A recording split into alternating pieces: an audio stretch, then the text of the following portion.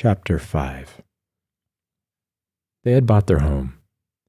It was hard for them to realize that the wonderful house was theirs to move into whenever they chose.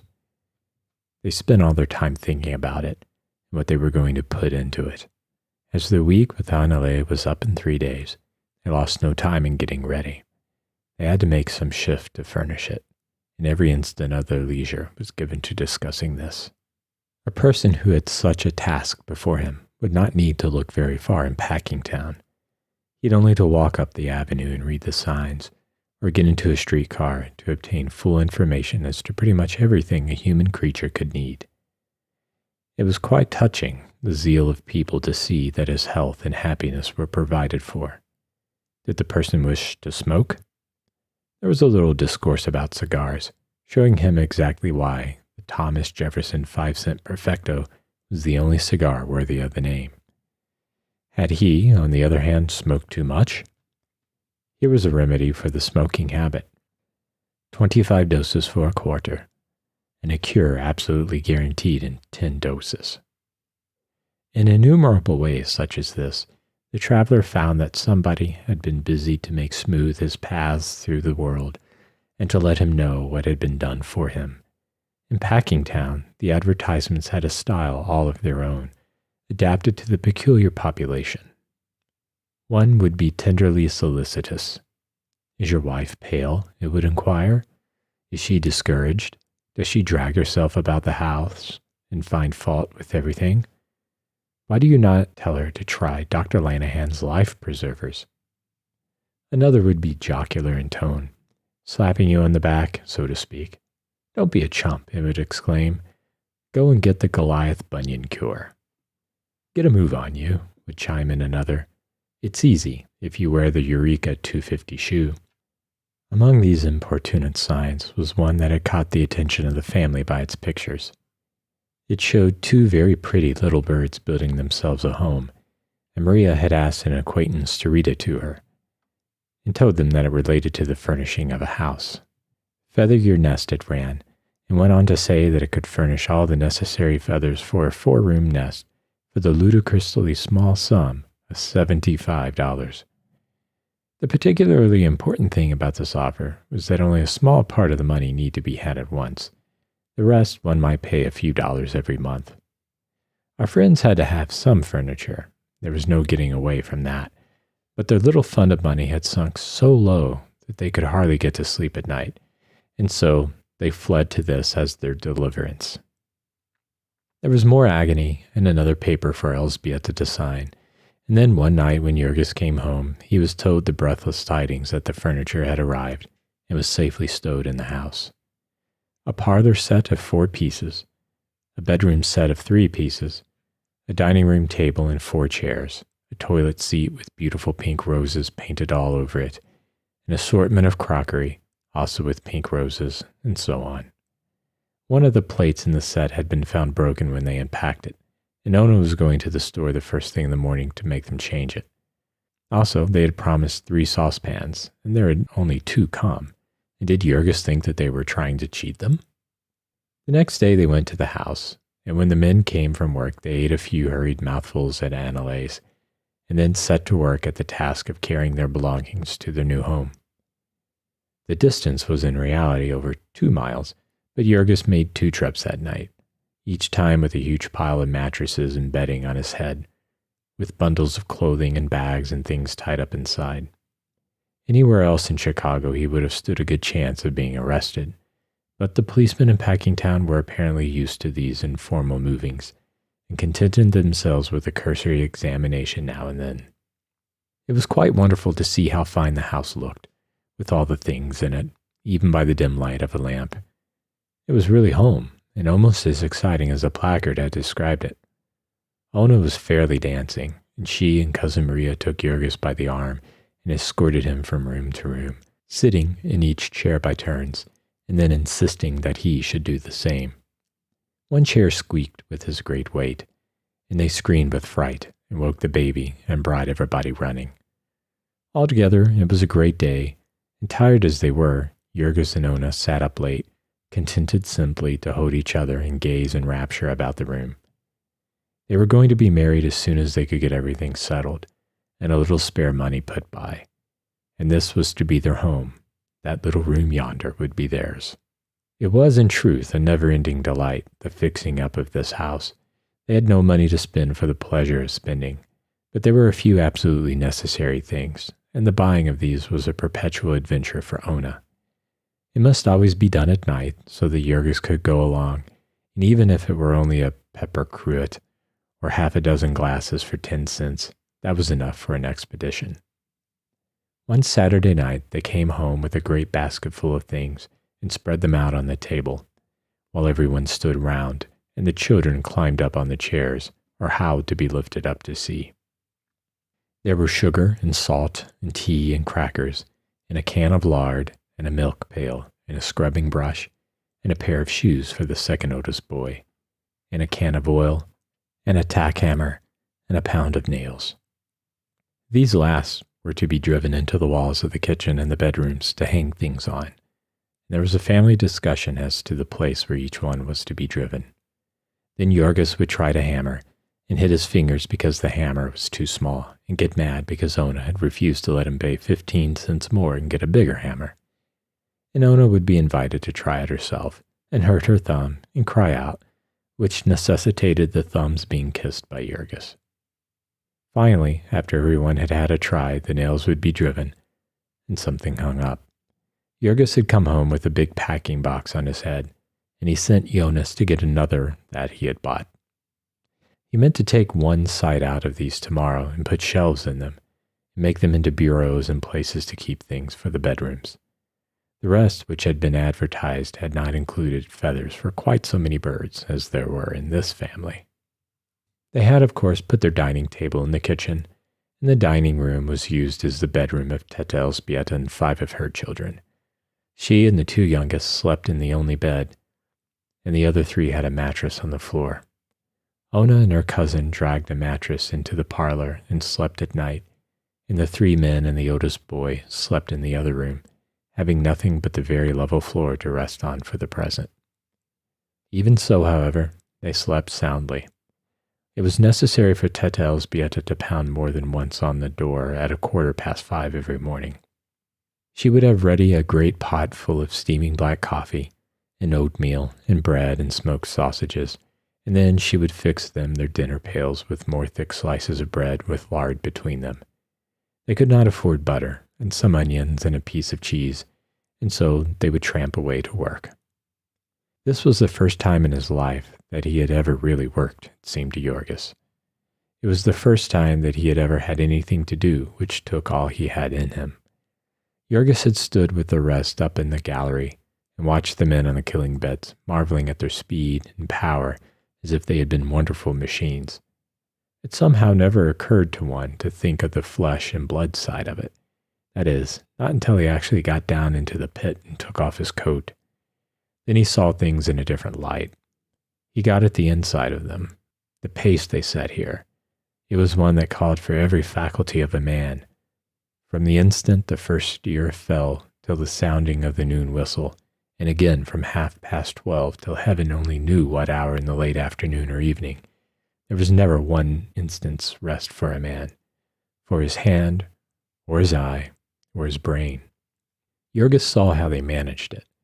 There were portions of the work which determined the pace of the rest, and for these they had picked men whom they paid high wages and whom they changed frequently. You might easily pick out these pacemakers, for they worked under the eye of the bosses, and they worked like men possessed. This was called speeding up the gang, and if any man could not keep up with the pace, there were hundreds outside begging to try. Yet Jurgis did not mind it. He rather enjoyed it.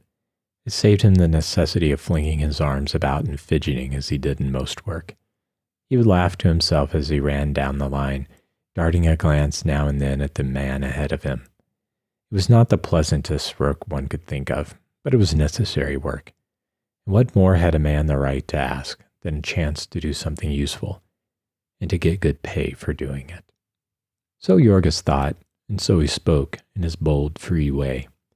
Very much to his surprise, he found that it had a tendency to get him into trouble. For most of the men here took a fearfully different view of the thing. He was quite dismayed when he first began to find it out, that most of the men hated their work. It seemed strange. It was even terrible when you came to find out the universality of the sentiment. But it was certainly the fact. They hated their work. They hated the bosses, and they hated the owners. They hated the whole place, the whole neighborhood, even the whole city, with an all-inclusive hatred, bitter and fierce. Women and little children would fall to cursing about it. It was rotten, rotten as hell. Everything was rotten. When Jurgis would ask them what they meant, they would begin to get suspicious and content themselves with saying, "Never mind, you stay here and see for yourself."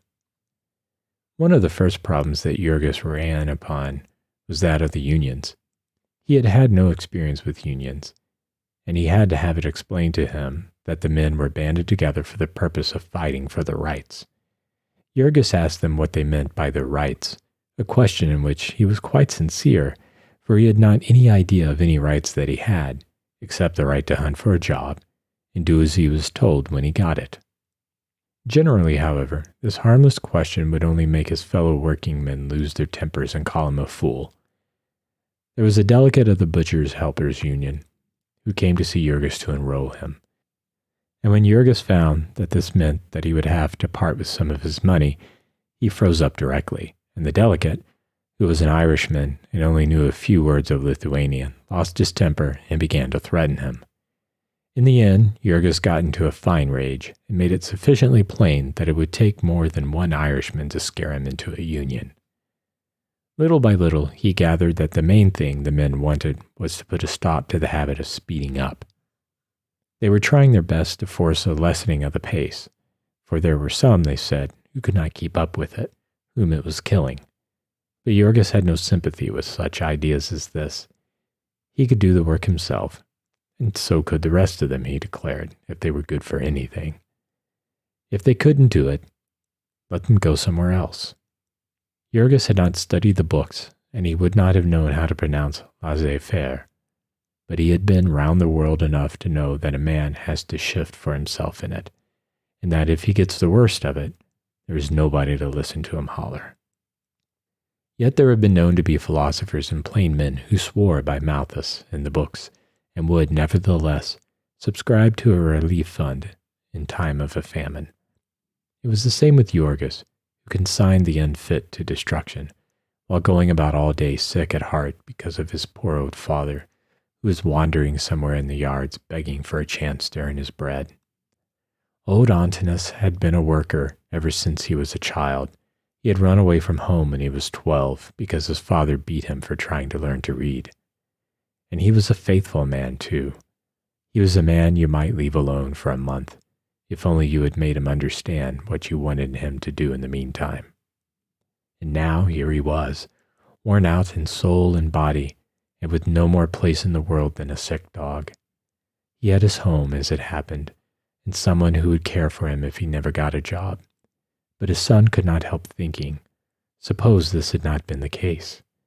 Antinous Rudkus had been into every building in Packingtown by this time, and into nearly every room. He had stood mornings among the crowd of applicants till the very policemen had come to know his face and to tell him to go home and give it up. He had been likewise to all the stores and saloons for a mile about, begging for some little thing to do, and everywhere they had ordered him out, sometimes with curses, and not once even stopping to ask him a question. So, after all, there was a crack in the fine structure of Jurgis's faith in things as they were. The crack was wide while de Antinous was hunting a job, and it was yet wider when he finally got it. For one evening, the old man came home in a great state of excitement, with the tale that he had been approached by a man in one of the corridors of the pickle rooms of Durham's, and asked what he would pay to get a job. He had not known what to make of this at first, but the man had gone on with matter-of-fact frankness to say that he could get him a job, provided that he were willing to pay 1/3 of his wages for it. Was he a boss? Antinous had asked, to which the man had replied that that was nobody's business, but that he could do what he said.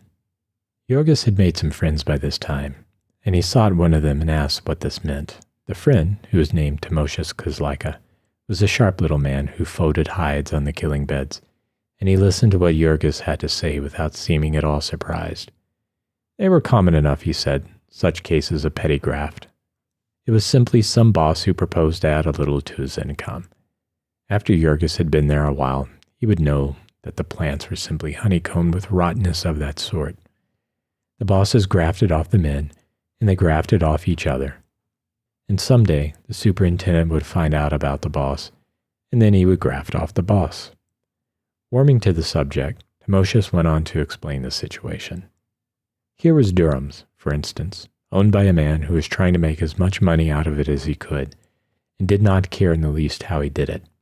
And underneath him, ranged in ranks and grades like an army, were managers and superintendents and foremen, each one driving the man next below him and trying to squeeze out of him as much work as possible. And all the men of the same rank were pitted against each other. The accounts of each were kept separately, and every man lived in terror of losing his job if another made a better record than he. So from top to bottom, the place was simply a seething cauldron of jealousies and hatreds. There was no loyalty or decency anywhere about it. There was no place in it where a man counted for anything against $1. And worse than there being no decency, there was not even any honesty. The reason for that? Who could say? It must have been old Durham in the beginning. It was a heritage which made the self-made merchant had left to his son, along with his millions. Jurgis would find out about these things for himself if he stayed there long enough. It was the men who had to do all the dirty jobs, and so there was no deceiving them, and they caught the spirit of the place, and did like all the rest. Jurgis had come there and thought he was going to make himself useful and rise and become a skilled man, but he would soon find out his error, for nobody rose in Packingtown by doing good work. You could lay that down for a rule. If you met a man who was rising in Packingtown, you met a knave. That man who had been sent to Jurgis's father by the boss, he would rise. The man who told tales and spied upon his fellows would rise. But the man who minded his own business and did his work, why, they would speed him up till they had worn him out, and then they would throw him into the gutter. Jurgis went home with his head buzzing, yet he could not bring himself to believe such things. No, it could not be so. Timosius was simply another of the grumblers. He was a man who spent all his time fiddling, and he would go to parties at night and not get home till sunrise, and so of course he did not feel like work. Then, too, he was a puny little chap, and so he had been left behind in the race, and that was why he was sore. And yet, so many strange things kept coming to Jurgis's notice every day. He tried to persuade his father to have nothing to do with the offer, but old Antinous had begged until he was worn out, and all his courage was gone. He wanted a job, any sort of a job. So the next day he went and found the man who had spoken to him, and promised to bring him a third of all he earned. That same day, he was put to work in Durham's cellars. It was a pickle room, where there was never a dry spot to stand upon, and so he had to take nearly the whole of his first week's earnings to buy him a pair of heavy-soled boots. He was a squeegee man. His job was to go about all day with a long-handled mop, swabbing up the floor. Except that it was damp and dark, it was not an unpleasant job in summer. Now, Antinous Rutkus was the meekest man that God ever put on earth, and so Jurgis found it a striking confirmation of what the men all said, that his father had been at work only 2 days before he came home as bitter as any of them, and cursing Durham's with all the power of his soul. For they had set him to cleaning out the traps, and the family sat round and listened in wonder while he told them what that meant. It seemed that he was working in the room where the men prepared the beef for canning, and the beef had lain in vats full of chemicals, and men with great forks speared it out and dumped it into trucks to be taken to the cooking room. When they had speared out all that they could reach, they emptied the vat on the floor, and then with shovels scraped up the balance and dumped it into the truck. This floor was filthy, yet they set Antinous with his mop slopping the pickle into a hole that connected with the sink, where it was caught and used over again forever. And if that were not enough, there was a trap in the pipe where all the scraps of meat and odds and ends of refuse were caught. And every few days, it was the old man's task to clean these out and shovel their contents into one of the trucks with the rest of the meat. This was the experience of Antinous. And then there came also Jonas and Maria with tales to tell. Maria was working for one of the independent packers and was quite beside herself and outrageous with triumph over the sums of money she was making as a painter of cans. But one day she walked home with a pale-faced little woman who worked opposite to her, Jadwiga Marcinskis by name, and Jadwiga told her how she, Maria, had chanced to get her job. She had taken the place of an Irish woman who had been working in that factory ever since anyone could remember. For over 15 years, so she declared. Mary Dennis was her name, and a long time ago she had been seduced and had a little boy. He was a cripple and an epileptic, but still he was all that she had in the world to love, and they had lived in a little room alone somewhere back of Hosted Street, where the Irish were. Mary had had consumption, and all day long you might hear her coughing as she worked. Of late, she had been going all to pieces, and when Maria came, the forelady had suddenly decided to turn her off. The forelady had to come up to a certain standard herself, and could not stop for sick people, Jadwiga explained. The fact that Mary had been there so long had not made any difference to her. It was doubtful if she even knew that, for both the forelady and the superintendent were new people, having only been there 2 or 3 years themselves. Jadwiga did not know what had become of the poor creature. She would have gone to see her, but had been sick herself. She had pains in her back all the time, Jadwiga explained, and feared that she had womb trouble. It was not fit work for a woman, handling 14-pound cans all day. It was a striking circumstance that Jonas, too, had gotten his job by the misfortune of some other person. Jonas pushed a truck loaded with hams from the smoke rooms onto an elevator, and thence to the packing rooms. The trucks were all of iron and heavy, and they put about 80 hams on each of them, a load of more than 1/4 of a ton. On the uneven floor, it was a task for a man to start one of these trucks, unless he was a giant, and when it was once started, he naturally tried his best to keep it going. There was always the boss prowling about, and if there was a second's delay, he would fall to cursing. Lithuanians and Slovaks and such, who could not understand what was said to them, the bosses were wont to kick about the place like so many dogs. Therefore, these trucks went for the most part on the run, and the predecessor of Jonas had been jammed against the wall by one and crushed in a horrible and nameless manner. All of these were sinister incidents, but they were trifles compared to what Jorgis saw with his own eyes before long. One curious thing he had noticed the very first day in his profession of shoveler of guts, which was the sharp trick of the floor bosses whenever there chanced to come a slunk calf. Any man who knows anything about butchering knows that the flesh of a cow that is about to calve, or is just calved, is not fit for food. A good many of these came every day to the packing houses, and of course, if they had chosen, it would have been an easy matter for the packers to keep them till they were fit for food. But for the saving of time and fodder, it was the law that cows of that sort came along with the others, and whoever noticed it would tell the boss, and the boss would start up a conversation with the government inspector, and the two would stroll away. So, in a trice, the carcass of the cow would be cleaned out, and entrails would have vanished. It was Jorgis's task to slide them into the trap, calves and all, and on the floor below they took out these slunk calves and butchered them for meat, and used even the skins of them.